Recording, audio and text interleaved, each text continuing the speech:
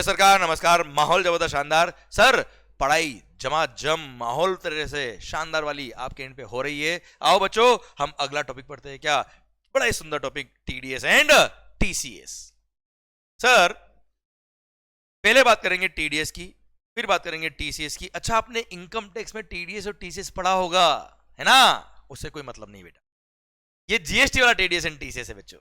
आइए बच्चों, टीडीएस की बात करते हैं। बड़ा ही सुंदर सेक्शन है, छोटा टॉपिक है पर बड़ा ही काम का टॉपिक है, ठीक है? आइए बच्चों, TDS section number 51 of the CGST act. मालिक, सबसे पहली बात मैं तुम्हें समझाता हूं बेटा कि टीडीएस की बात कब आएगी। जब भी सपोज यशवंत मंगल ने गवर्नमेंट से, एक एग्जांपल के लिए, टीडीएस डायरेक्टर अगर रेसिपिएंट ये लोग है, कौन? गवर्नमेंट या गवर्नमेंट डिपार्टमेंट वगैरह, हम पढ़ेंगे 2 मिनट बाद बेटा, तो ही टीडीएस कटेगा। और वो भी कब? जब contract value of taxable supplies of goods और services, taxable goods taxable service होनी चाहिए, जिसका contract value is exceeding 2.5 lakh without GST. GST हटाने के बाद एक्सीडिंग 2.5 लाख होना चाहिए बेटा, और वो भी टैक्सेबल गुड्स टैक्सेबल सर्विसेज का टर्नओवर का कॉन्ट्रैक्ट वैल्यू, ठीक है? किसी कॉन्ट्रैक्ट वैल्यू में टैक्सेबल सप्लाईज भी और एग्जाम भी है बेटा, तो एग्जाम हटा के केवल टैक्सेबल वैल्यू देखो कितने का कॉन्ट्रैक्ट है, और विदाउट जीएसटी टैक्सेबल वैल्यू अगर एक्सीडिंग 2.5 लाख है एक्सक्लूडिंग जीएसटी, तो वहां पे टीडीएस काटने की लायबिलिटी आएगी। और वो भी कब? जब रेसिपिएंट ये लोग है तो। इनके अलावा कोई रेसिपिएंट है, कोई टीडीएस की लायबिलिटी नहीं आती है। जैसे यशवंत मंगल को आपने कोई कॉन्ट्रैक्ट दिया 10 लाख रुपए का टैक्सेबल वैल्यू का बेटा, 10 लाख प्लस जीएसटी, सर कोई टीडीएस की लायबिलिटी नहीं आएगी, कोई यशवंत को टीडीएस नहीं काटना है। पर यही 10 लाख का कॉन्ट्रैक्ट, सर यही 10 लाख का कॉन्ट्रैक्ट यशवंत को दिया होता किसने? सेंट्रल गवर्नमेंट ने, सेंट्रल गवर्नमेंट के किसी डिपार्टमेंट ने, एस्टेब्लिशमेंट ने। तो यस, जब जब वो डिपार्टमेंट में को पेमेंट करेगा तब तक 2% टीडीएस काटेगा बेटा। ओके, पढ़ना ध्यान से बेटा। सर अब किन किन लोगों को टीडीएस काटने की रिक्वायरमेंट आती है? कटा। सर क्या कटा? टीडीएस कटा।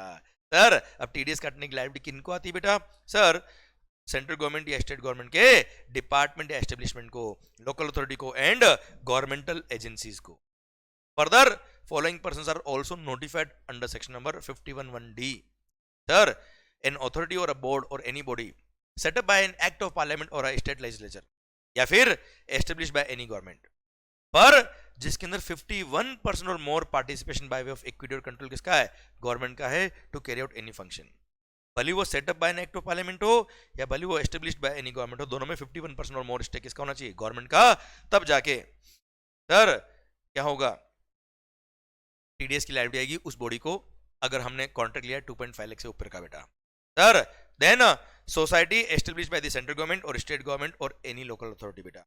Then public sector undertakings, PSUs पे भी टीडीएस काटने की लायबिलिटी आती है। अगर पीएसयू को मैंने कोई सर्विसेज दी तो, सर्विसेज या गुड्स दिया है एक्सीडिंग 2.5 लाख तो। और एक और पॉइंट इस बार ऐड हुआ है मेटल स्क्रैप वाला, वो ये देखिए बेटा अमेंडमेंट, तो मैंने आपको अमेंडमेंट के पेज दिए सर, उसमें क्या लिख दिया है, क्योंकि बुक प्रिंट होने के बाद ये अमेंडमेंट आया था बेटा, ये रहा। Sir any registered person receiving supplies of metal scrap from other registered person, जो मेटल स्क्रैप सप्लाई कर रहा है वो भी रजिस्टर्ड पर्सन है, मेटल स्क्रैप जो रिसीव कर रहा है वो भी रजिस्टर्ड पर्सन है, तो यहां पे 2% टीडीएस कट होगा अगर कॉन्ट्रैक्ट वैल्यू एक्सीडिंग 2.5 लाख तो बेटा। क्या बच्चों? चलिए सर, तो ये लोग अगर रेसिपिएंट है, इनको मैंने सप्लाई किया इनमें से किसी भी पर्सन को बेटा, और फोर्थ ये मेटल स्क्रैप वाले रजिस्टर्ड पर्सन बेटा। क्लियर? तो ऐसे केस में इनको अगर मैंने सप्लाई किया है और सर यहाँ पे मैं सप्लायर हूं, ये लोग रेसिपिएंट है, इनमें से जो भी लोग है ये क्या है? रेसिपिएंट है, और यहाँ पे contract value exceeding rupees 2.5 lakh, तो ऐसे केस में सर जब भी मुझे पेमेंट करेंगे तब तक 2% टीडीएस कट करेंगे। इंट्रास्टेट सप्लाई था तो 1% सीजीएसटी, 1% एसजीएसटी टीडीएस कट करेंगे। इंटरस्टेट सप्लाई था तो 2% आईजीएसटी टीडीएस कट करेंगे बेटा। क्लियर? पर हाँ सर यहां बोल दिया क्या? Following people are not liable to deduct the TDS. सबसे पहली बात सर, इन लोगों ने आपस में ही एक दूसरे को सप्लाई किया है। इन लोगों ने, जैसे एक पीएसयू ने दूसरे पीएसयू को सप्लाई किया या एक पीएसयू ने लोकल अथॉरिटी को सप्लाई किया, कोई टीडीएस काटने की जरूरत नहीं है, भले कॉन्ट्रैक्ट वैल्यू एक्सीडिंग 2.5 लाख है। पर मेटल स्क्रैप वाले केस में ध्यान रखना बेटा, मेटल स्क्रैप वाला सप्लाई करने वाला भी कौन है? रजिस्टर्ड। रेसिपिएंट भी कौन है? रजिस्टर्ड। बस उसको छोड़ दो, हमेशा टीडीएस कटेगा बेटा वहां पे। बाकी इन लोगों ने अगर आपस में सप्लाई किया एक दूसरे को, कोई टीडीएस काटने की जरूरत नहीं है। क्लियर? ये एक्सेप्ट जो अमेंडमेंट है वो मैंने लिख रखा है, ये अमेंडमेंट पेज पे लिखा हुआ बेटा। Except the person receiving metal scrap supplies from other registered person, उसको छोड़ दो। बाकी सारे केस में सर ये लोगों ने अगर आपस में सप्लाई किया तो टीडीएस काटने की जरूरत नहीं होती है। प्लस सर अगर आपने जो गुड्स या सर्विस सप्लाई करी है वो किसको सप्लाई करी है? मिनिस्ट्री ऑफ डिफेंस को, तो टीडीएस काटने की जरूरत नहीं है। वो ministry of defence is not liable to deduct the TDS except other than the authorities specified in annexure A and their offices. वो अनेक्सर ए में क्या कवर है वो आपको पढ़ने की जरूरत नहीं है। फिर when goods or service or both are supplied from a PSU to another PSU whether or not a distinct person, मैं ऑलरेडी पढ़ा चुका हूं बेटा। फिर ये इन लोगों ने, ये जो मैंने ऊपर पढ़ा ना सारे लोग, इन्होंने आपस में एक दूसरे को सप्लाई किया, कोई टीडीएस काटने की जरूरत नहीं है एक्सेप्ट मेटल स्क्रैप वाले केस में। मेटल स्क्रैप में रजिस्टर्ड पर्सन ने रजिस्टर्ड पर्सन को सप्लाई किया, हमेशा टीडीएस कटेगा बेटा। क्लियर? डन। अब सर टीडीएस सर किनको काटना मैंने बता दिया बेटा। अच्छा ये 51% और मोर वाला जो पॉइंट है ये यहाँ पे भी अप्लाई होता है, यहाँ पे भी अप्लाई होता है। Setup by an act of Parliament है तो भी 51% और मोर स्टेक गवर्नमेंट का होना चाहिए बेटा। ये सर्कुलर में लिखा था, मैंने समझा दिया बेटा। अब टीडीएस कब कटेगा ये मैंने बता दिया बेटा आपको, जहाँ पे contract value of taxable goods and taxable services under contract exceeds rupees 2.5 lakh excluding GST बेटा। ठीक है, जीएसटी और सेस हटाने के बाद एक्सीडिंग 2.5 लाख होता है, मतलब 2,50,000 एक मिनिमम, तो ही टीडीएस कटेगा, वरना टीडीएस नहीं कटेगा। Clear? Further TDS will be deducted even if the supplier is a composition tax payer, उससे कोई फर्क नहीं पड़ता, टीडीएस कटेगा बेटा। रेट ऑफ टीडीएस मैं बता चुका बेटा 1% प्लस 1% सीजीएसटी और एसजीएसटी। इंटरसेट सप्लाई के केस में 2% आईजीएसटी, मतलब मैंने जब बिल लिखा होगा उस पर क्या लगाया है? सी और एस लगाया है, तो 1% सीजीएसटी 1% एसजीएसटी काटा देंगे। और अगर बिल पे आईजीएसटी लगाया है, इंटरसेट सप्लाई था, 2% टीडीएस काट लेगा आईजीएसटी वाला बेटा। ओके चलिए, no tax to be deducted, बड़ा सुंदर पॉइंट है बेटा, वेरी गुड पॉइंट। मैं तुम्हें समझाता हूं बच्चों ये पॉइंट। मालिक टीडीएस कब नहीं कटता? मान लो महाराष्ट्र स्टेट गवर्नमेंट ने, किसने बेटा? महाराष्ट्र स्टेट गवर्नमेंट ने यशवंत मंगल को कॉन्ट्रैक्ट दिया। Yashwant Mangal is registered in Delhi. अब यशवंत मंगल सप्लाई कर रहा है सर्विसेज। अब महाराष्ट्र स्टेट गवर्नमेंट ने मेरे को कॉन्ट्रैक्ट दिया, कहां के लिए? दिल्ली में कोई बिल्डिंग है महाराष्ट्र स्टेट गवर्नमेंट की बेटा, महाराष्ट्र स्टेट गवर्नमेंट की कोई बिल्डिंग है, उसका रिपेयर मेंटेनेंस का कॉन्ट्रैक्ट उन्होंने यशवंत मंगल को दिया बेटा। तो सर अब Yashwant Mangal is supplying services to Maharashtra state government in relation to any immovable property. तो ऐसे केस में प्लेस ऑफ सप्लाई क्या होता है? जहां वो इमूवेबल प्रॉपर्टी लोकेटेड होती है वही प्लेस ऑफ सप्लाई होता है। वो इमूवेबल प्रॉपर्टी कहां लोकेटेड है? दिल्ली। अब सप्लायर भी दिल्ली का, प्लेस ऑफ सप्लाई भी दिल्ली, तो सप्लायर ने अपने बिल पे क्या लगाया होगा? CGST plus Delhi SGST. और पेमेंट करने वाला कौन है? Maharashtra state government. वो कहां रजिस्टर्ड है? महाराष्ट्र में। अब आप मुझे बताओ, महाराष्ट्र स्टेट गवर्नमेंट जो महाराष्ट्र में रजिस्टर्ड है, क्या वो दिल्ली का एसजीएसटी 1% टीडीएस काट पाएंगे? और काटा तो क्या दिल्ली वाले गवर्नमेंट को कैसे जमा कराएंगे? उनका रजिस्ट्रेशन तो वहां पे है ही नहीं बेटा। इसीलिए गवर्नमेंट ने यहां बोल दिया क्या कि जहां पे सप्लायर का location and place of supply same state है, दिल्ली दे, which is other than the state of the recipient, recipient Maharashtra का, जैसे कि इसमें कोई टीडीएस काटने की जरूरत नहीं, क्योंकि प्रैक्टिकली वहां पे महाराष्ट्र स्टेट गवर्नमेंट दिल्ली वाला एसजीएसटी कैसे कलेक्ट करेगी, कैसे पे करेगी बेटा, इसलिए कोई टीडीएस काटने की जरूरत नहीं है। बाकी हर केस में अगर कॉन्ट्रैक्ट वैल्यू एक्सीडिंग 2.5 लाख है taxable goods or taxable service का, तो टीडीएस काटने की जरूरत होती है। Clear? Done. Value of supply मैं ऑलरेडी बता चुका हूं बेटा, क्या वैल्यू में टीडीएस को इंक्लूड, वैल्यू में जीएसटी को इंक्लूड करने की जरूरत नहीं है। Value shall include all other taxes but value shall exclude CGST, SGST, UTGST, IGST and GST compensation cess. Deposit of TDS with the government. अब टीडीएस जो कट किया है वो अगले महीने की 10 तारीख तक, जो गवर्नमेंट डिपार्टमेंट्स वगैरह है जिन्होंने टीडीएस काटा है बेटा, टीडीएस डायरेक्टर्स, वो क्या करेंगे? एवरी मंथ खत्म होने के बाद जीएसटीआर 7 का फॉर्म होता है, वो फॉर्म फिल करके अपना जीएसटी का स्टेटमेंट, जीएसटी का रिटर्न फाइल करेंगे by 10th of the next month, और 10th of the next month तक इनको जो भी पूरे महीने में टीडीएस काटा है वो सब जमा कराना पड़ता है। अगर लेट हुए तो 18% पर annum इंटरेस्ट भी पे करना पड़ेगा इनको टीडीएस के अमाउंट पे। ओके मालिक। फिर सर जो टीडीएस काटता है टीडीएस डायरेक्टर, वो टीडीएस डायरेक्टर को टीडीएस सर्टिफिकेट भी देगा इन फॉर्म नंबर जीएसटीआर 7A कि हमने इतना टीडीएस काटा है, इस काम के लिए काटा है, इस कॉन्ट्रैक्ट के अगेंस्ट काटा है, इस बिल के अगेंस्ट काटा है बेटा। ओके। फिर सर मंथली रिटर्न फाइल करना पड़ता है 10th of the next month तक in form note GSTR 7। Okay.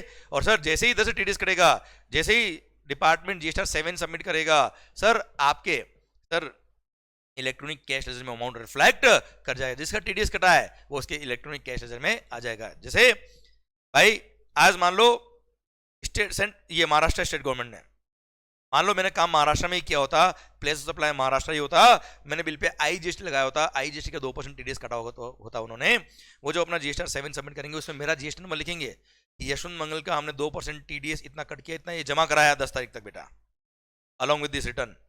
आया ना मालिक। सर जैसे ही रिटर्न सबमिट करेंगे 10th को टैक्स पे करेंगे, सर वो अमाउंट जो उन्होंने कट किया है वो अमाउंट मेरे इलेक्ट्रॉनिक कैश लेजर में रिफ्लेक्ट कर जाएगा, मैं उसको एक्सेप्ट करूंगा, अमाउंट मेरे कैश लेजर में डिपॉजिट हो जाएगा, ताकि मेरी लाइबिलिटी पे करते वक्त मैं उस कैश लेजर को यूज कर लूँ बेटा। 2% उन्होंने टीडीएस काट के गवर्नमेंट को जमा कराया और गवर्नमेंट ने वापस वो कैश लेजर में मेरे जमा करा दिया। बस इससे फायदा क्या हुआ, वो ट्रांजेक्शन ऑन रिकॉर्ड आ गया, कभी टैक्स चोरी का चांस नहीं होगा बेटा, क्योंकि जब ट्रांजेक्शन ऑन रिकॉर्ड आ गया, पोर्टल पे लिंक हो गया ट्रांजेक्शन, तो टैक्स चोरी होने का चांस खत्म हो जाएगा। ओके सर ये टीडीएस का टॉपिक था, खत्म हो गया बेटा। बोलो इतना इजी बेटा। बस अब ये बहुत इंपॉर्टेंट पॉइंट है, एक तरह से समझ लो समरी है बेटा जो हम पढ़ रहे हैं बेटा, कि when TDS is not required to be made, not required to be deducted under GST, कि कब कब टीडीएस नहीं कटेगा। फर्स्ट, जहां पे value of contract is up to 2.5 lakh, 2.5 lakh या उससे कम अगर है तो टीडीएस काटने की जरूरत नहीं है। जब contract value is exceeding 2.5 lakh, पर उसमें टैक्सेबल और एग्जाम दोनों कॉन्ट्रैक्ट में इंक्लूड थे, पर एग्जाम सप्लाईज का टर्नओवर वो जब हटाया कॉन्ट्रैक्ट से, तब कॉन्ट्रैक्ट की वैल्यू 2.5 लाख या उससे कम हो गई। हाँ ना भाई, जैसे कॉन्ट्रैक्ट मिला आपको 10 लाख का, 10 लाख प्लस एप्लीकेबल जीएसटी, इसमें से 8 लाख का सप्लाई क्या था बेटा, एग्जम्प्ट, और केवल 2 लाख के सप्लाईज वर टैक्सेबल। तो भले contract value exceeding 10 lakh, exceeding 2.5 lakh है, पर taxable portion is 2 lakh only, 2.5 lakh या उससे कम था, इसलिए टीडीएस काटने की जरूरत नहीं है। फिर अगर सप्लाईज ही क्या है, एग्जम्प्टेड है, गुड्स क्या है, एग्जम्प्टेड है सर, या फिर सप्लाईज आर नॉट लेवेबल, दारू याद है बेटा, घूम लो और झूम लो, क्लियर, पेट्रोल डीजल वगैरह सप्लाई करते हो या एल्कोहल लिकर सप्लाई करते हो जिसपे जीएसटी लेवी ही नहीं होता है, जब जीएसटी लेवी नहीं होता है तो there is no point of any TDS. जब टैक्स एग्जम्प्ट है या टैक्स लग ही नहीं रहा है बेटा, तो टीडीएस क्यों काटेंगे बेटा। सर फिर आता है क्या सरकार, वही जो मैंने पढ़ा है आपको, जहां पे सप्लायर, वो दिल्ली वाला example, supplier and place of supply same state में है, which is different from the state of the deductor, तो ऐसे केस में टीडीएस काटने की जरूरत नहीं है, जो मेरे महाराष्ट्र और दिल्ली वाला एग्जांपल था बेटा। क्या मालिक। सर इसके और भी एग्जांपल मैंने मेन बुक में आपको दे रखे बेटा। देन शेड्यूल 3 वाले ट्रांजेक्शन जब जीएसटी लेवी नहीं होता है, जीएसटी लगता ही नहीं है, तो टीडीएस कैसे कटेंगे। फिर सर जहां पे रेसिपिएंट पे लायबिलिटी है, रिवर्स चार्ज मैकेनिज्म है, अब जो मैंने सप्लाई किया उसमें रेसिपिएंट पूरा का पूरा टैक्स पे करेगा। अब भाई पूरा suppose 18% is the rate of tax, अब पूरा ही टैक्स आरसी में उसको पे करना है, तो 2% टीडीएस काटने की बात ही नहीं आती ना बेटा। अब रेसिपिएंट तो टीडीएस काटता है, अब रेसिपिएंट को पूरा टैक्स पे करना, तो टीडीएस काटने की बात ही नहीं आएगी, पूरे टैक्स पे जमा कराएगा बेटा, क्लियर। फिर आता है क्या, जहां पे सप्लायर कौन है, अनरजिस्टर्ड पर्सन, तो उसने बिल पे टैक्स लगाया नहीं होगा, जब बिल पे टैक्स लगाया ही नहीं, वो आपसे टैक्स ले ही नहीं रहा है, टीडीएस काटने की बात आती नहीं है। And where the payment relates to cess component, cess भी क्या है, जीएसटी का टैक्स की टैक्स तो है बेटा, सेस को तो कभी भी इंक्लूड नहीं करते, सेस के अमाउंट पे कभी भी टीडीएस नहीं करता है, वैल्यू पे टीडीएस करता है बेटा। ओके डन, ये टीडीएस का टॉपिक खत्म होता है। अब बहुत इजी और बहुत छोटा सा टॉपिक था बेटा, बस आपको ध्यान रखना है क्या। अब पता है एक बात और मालिक, ये कहना बहुत आसान है कि अगर आपकी सर्विसेज एग्जाम थी या गुड्स एग्जाम थी तो टीडीएस काटने की जरूरत नहीं। अब क्वेश्चन में पता है क्या आएगा सर, जैसे लिस्ट ऑफ सर्विसेज हमारे कोर्स में आती है which are exempted under GST, mega exemption list. अब क्वेश्चन देगा क्या, आपने ऐसा कोई काम किया जो आर्टिकल नंबर 243W या 243G में कवर है और प्योर लेबर वाला काम किया है, किसके लिए, स्टेट गवर्नमेंट के लिए, कॉन्ट्रैक्ट वैल्यू 10 लाख का। आपको पता है क्या प्योर लेबर काम किया है, आर्टिकल 243W या 243G वाला, सेंट्रल गवर्नमेंट स्टेट गवर्नमेंट के लिए जीएसटी क्या है, एग्जाम्प्ट है। वहां पे भले ही contract value exceeding rupees 2.5 lakh TDS काटने की जरूरत नहीं है। इस तरह से आपको दिमाग लगाना पड़ेगा कौन सा एग्जाम्प्ट है कौन सा टैक्सेबल है बेटा। ओके टॉपिक बहुत इजी है, बस दिमाग लगाइएगा कौन सा एग्जाम है कौन सा टैक्सेबल बेटा। आइए बच्चों, TCS tax collection at source, again very easy and बड़ा इंटरेस्टिंग टॉपिक है। amazon.in मैं एग्जांपल देता हूं बेटा, तो आपको बहुत अच्छे से और जल्दी समझ में आएगा। मालिक amazon.in, यहां पे मेरी दुकान लिस्टेड है बेटा, मान लो मैं टी शर्ट बेचता हूं बेटा, वहां से आप कस्टमर टी शर्ट वहां देखते हो, पसंद करते हो, फिर टी शर्ट ऑर्डर करते हो। तो जब ऑर्डर करते हो तो अमेजोन आपको नहीं बेच रहा है, वहां पे साफ लिखा हुआ आता है हु इज द सप्लायर। तो टी शर्ट मैं बेच रहा हूं, I am the supplier, Amazon supply नहीं कर रहा है। अमेजोन तो एक केवल प्लेटफॉर्म है, एग्रीगेटर है, जिसने सारे कस्टमर्स को और सारे सप्लायर को एक ही प्लेटफॉर्म पे खड़ा कर दिया।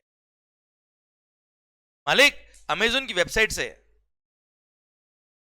कस्टमर ने परचेज किया है, सप्लायर ने सप्लाई किया है थ्रू इलेक्ट्रॉनिक कॉमर्स ऑपरेटर, जहां कस्टमर जो पेमेंट कर रहा है वो पहले अमेजोन के अकाउंट में जा रहा है और अमेजोन फिर मेरा अकाउंट सेटलमेंट करके मुझे पेमेंट करता है। तो ऐसे केस में अमेजोन को बोल दिया ओ ईसीओ, जब तुम यशवंत को पे करोगे तब 0.5% टीसीएस कलेक्ट कर लेना। कितना? 0.5%।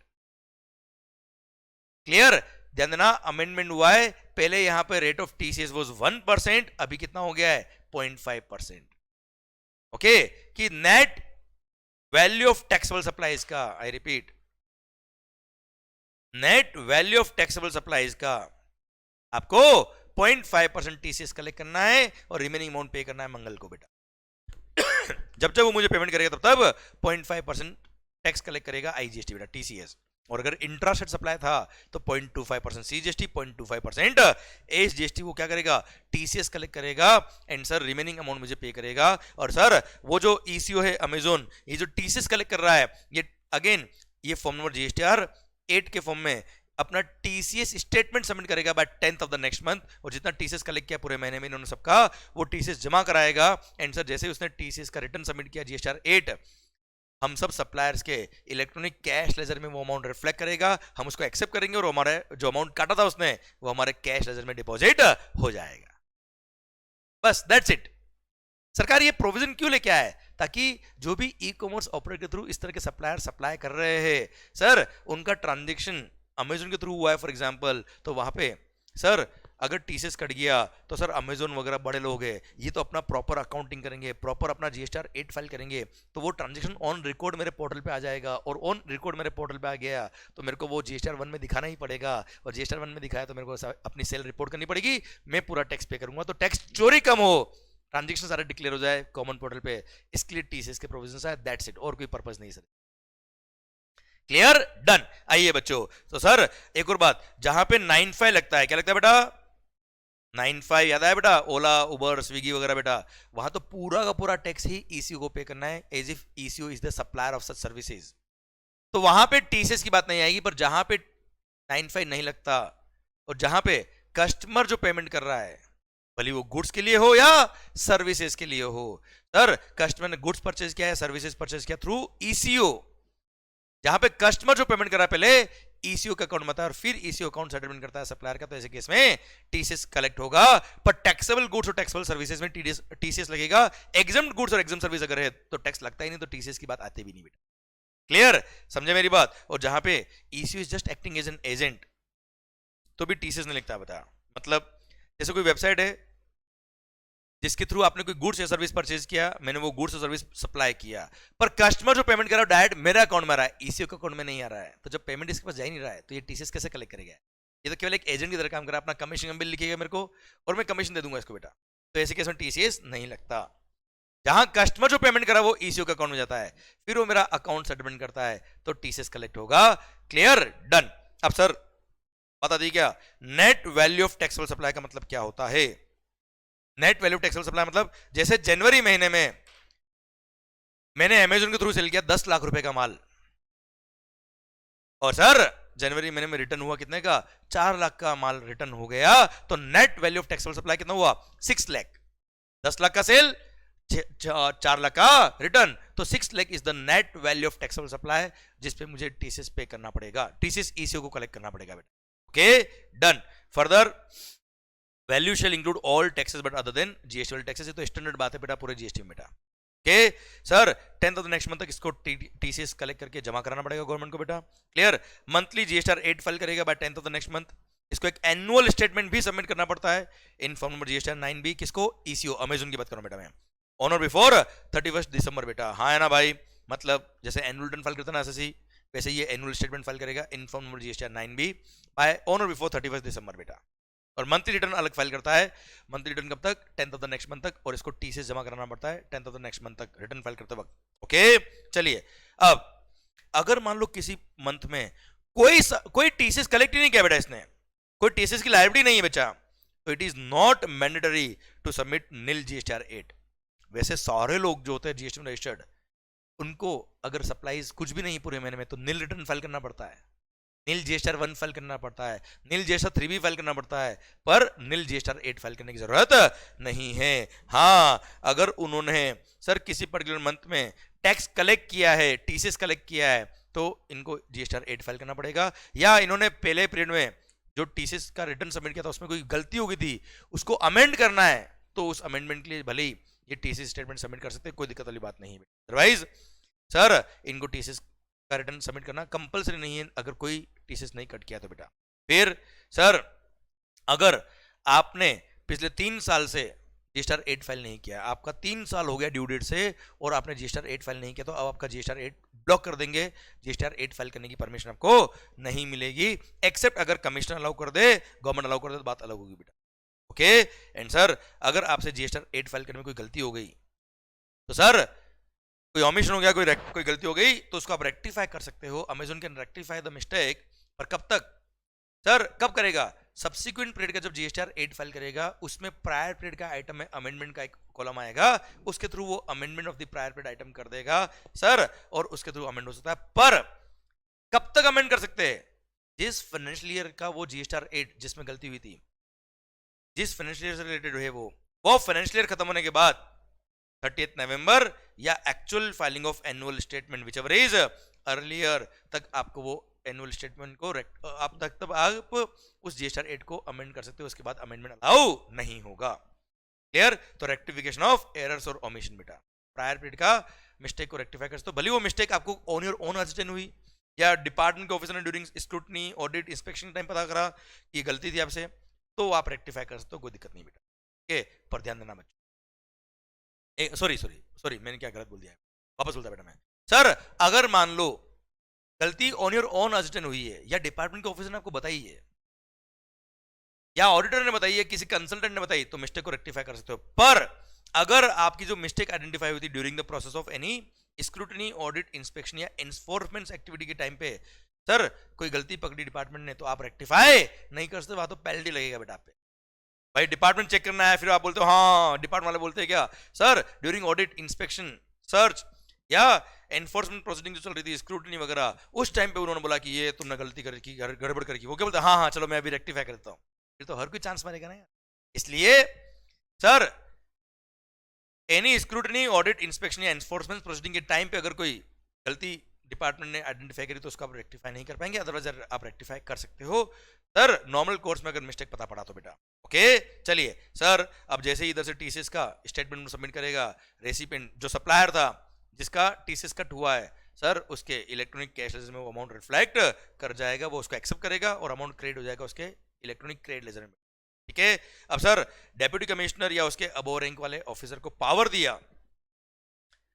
कि वो किसी भी इलेक्ट्रॉनिक कॉमर्स ऑपरेटर से इंफॉर्मेशन मांग सकता है नोटिस इश्यू करके कि मेरे को ये इंफॉर्मेशन चाहिए, इंक्लूडिंग स्टॉक जो आपका कहाँ पड़ा है वो स्टॉक मेरे को बताओ। जैसे अमेजन के वेयरहाउस में स्टॉक पड़ा है, किस किस का स्टॉक पड़ा है, कितना स्टॉक पड़ा है, किन किन गुड्स का आपने सप्लाई किया है, आपके थ्रू कौन कौन से गुड्स सर्विसेज सप्लाई हुई, सबका इन्फॉर्मेशन दो। वो ईसीओ को विद इन 15 वर्किंग डेज ये इन्फॉर्मेशन सबमिट करनी पड़ेगी। अगर विद इन 15 वर्किंग डेज ये ईसीओ इन्फॉर्मेशन सबमिट नहीं करता है तो सर ईसीओ पे पेनल्टी लग जाएगी अप टू ₹25,000 प्लस सेक्शन 122 जो आपके कोर्स में नहीं आता उसका पेनल एक्शन भी डिपार्टमेंट ईसीओ के अगेंस्ट लेगा। क्लियर? समझे मेरी बात? डन। एंड सर अब जो बातें कर रहा हूं मैं ऑलरेडी पढ़ा चुका बेटा आपको। Other key point relating to registration under GST, सबसे पहली बात हमने पढ़ा था क्या कि सर हर ई कॉमर्स ऑपरेटर को, ये मैं रिवीजन कर रहा हूं, रजिस्ट्रेशन वाले पॉइंट मैंने यहां पे रिपीट किया सो दैट आपको ध्यान रहे। एवरी ईसीओ जिसको टीसीएस की लाइबिलिटी आती है उसको कंपलसरी रजिस्ट्रेशन है, उसको 20 लाख का बेनिफिट नहीं मिलता है।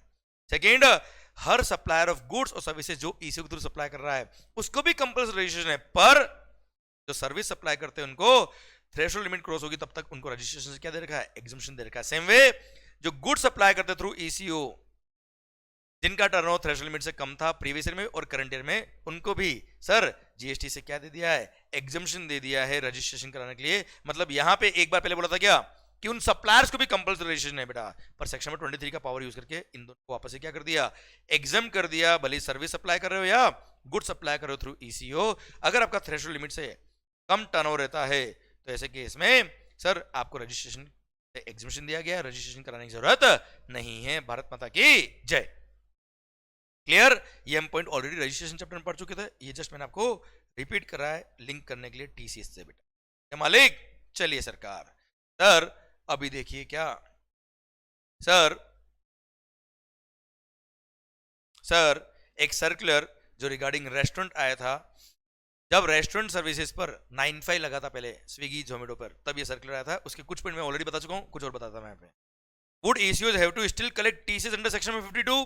सर जब 95 लग गया रेस्टोरेंट सर्विस पे तो सर वहां पे पूरा का पूरा टैक्स ही कौन पे करेगा, स्विगी जोमेटो ईसीओ टैक्स पे करेंगे। जहां पे 95 लगता है वहां पे आपको पता है कि सर टीसीएस काटने की जरूरत नहीं होती है, इसलिए it is no longer required to collect TCS बेटा।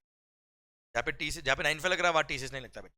Second, would ECOs have to mandatory take separate registration with respect to supply of restaurant service? Sir जैसे ईसीओ स्विगी जोमेटो ये खुद का भी तो कमीशन इनकम अर्न कर रहे हैं, वो कमीशन का रेवेन्यू इनका 20 लाख से ऊपर है, ये ऑलरेडी जीएसटी में रजिस्टर्ड है। अब रेस्टोरेंट सर्विस के लिए इनको लाइबल कर दिया कि रेस्टोरेंट सर्विस अगर ईसीओ के थ्रू सप्लाई करे तो ECO will be treated as if ECO is the supplier of such services. तो ईसीओ को टैक्स पे करना है तो क्या ईसीओ को एक सेपरेट नंबर और लेना पड़ेगा as a restaurant? Answer is no. Sir लिख दिया क्या, as ECOs have already registered under GST as a supplier of their own goods और services, there would be no mandatory requirement of taking separate registration by ECO for payment of tax on restaurant service under section 95 बेटा। Clear? ECO already registered है ना बेटा, खुद की commission की income के लिए, खुद के सप्लाईज के लिए, तो सर एज अ रेस्टोरेंट उनको अलग से रजिस्ट्रेशन कराने की जरूरत नहीं है। भले ही उन पे लायबिलिटी है एज अ 95 अंडर सेक्शन 95 वो टैक्स पे करेंगे, तो उनका रजिस्ट्रेशन ऑलरेडी है, वो टैक्स पे कर देंगे उसी रजिस्ट्रेशन नंबर से बेटा।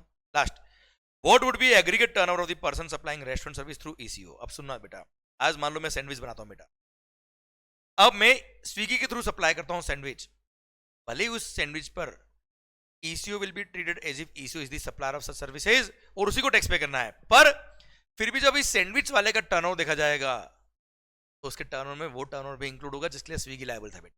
क्लियर? क्योंकि अल्टीमेटली सप्लाई तो मैंने ही किया ना यार, वो तो ठीक है for the purpose of GST Swiggy को सप्लायर माना गया, पर सर है तो अल्टीमेटली मेरा टर्नओवर बेटा, इसलिए the aggregate turnover of restaurant shall include the aggregate value of supplies made by restaurant through ECOs. Here, sir तो रेस्टोरेंट के सप्लाईज थ्रू ECO जो हुए उनको एग्रीगेट टर्नओवर में इंक्लूड करेंगे, कोई तकलीफ वाली बात नहीं है। भारत माता की जय। ओके, ये सर्कुलर के पॉइंट भी खत्म होते हैं। अब अगला जो ये सर्कुलर था, sir online network for digital commerce cut कर दीजिए, आपके सिलेबस से हट गया है, और इसी के साथ ये टीसीएस का प्रोविजन भी खत्म होता है। अब भारत माता की जय। सर ये टीडीएस और टीसीएस वाला चैप्टर जो एक छोटा चैप्टर है पर बड़ा अच्छा और सुंदर चैप्टर है, क्लियर, काम का चैप्टर है। ध्यान रखना, टीडीएस टीसीएस बड़ा अट्रैक्टिव होता है एग्जाम्स के लिए, बहुत अच्छे क्वेश्चन इसके बनते हैं।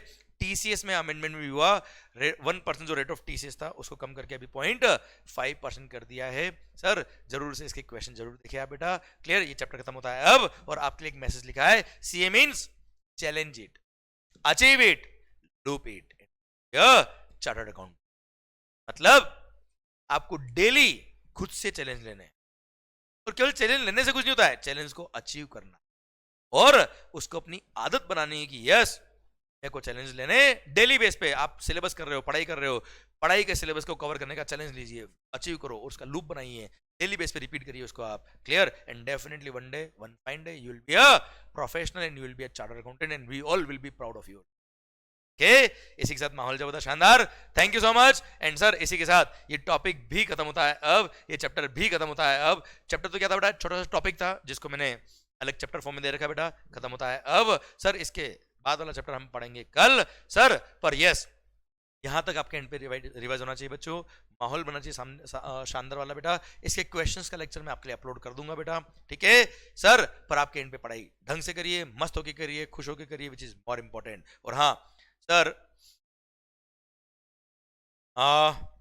चिराग भाई का जो मैसेज था कि इंटरेस्ट और लेट फी का कैलकुलेशन कैसे होता है सर, तो लेट फी हम पढ़ेंगे रिटर्न वाले चैप्टर में, और इंटरेस्ट का हम पॉइंट पढ़ेंगे इंटरेस्ट वाला चैप्टर, अगला चैप्टर आ रहा है उसमें बेटा, तब मैं आपको अच्छे से समझाता हूँ, आपका आंसर अपना आपको वहां मिल जाएगा। ए सर मैं वहां पे आपको उसका आंसर दूंगा, क्योंकि वो टॉपिक आएगा, समझेंगे उस टॉपिक को, फिर उसका आंसर मिलेगा तो मजा आएगा आपको बेटा। ओके चलिए सरकार, ऑल द बेस्ट, दुआओं में याद रखिएगा, मस्त होके पढ़िएगा, खुश होके पढ़िएगा, which is more important. Love you lot, take care, bye bye.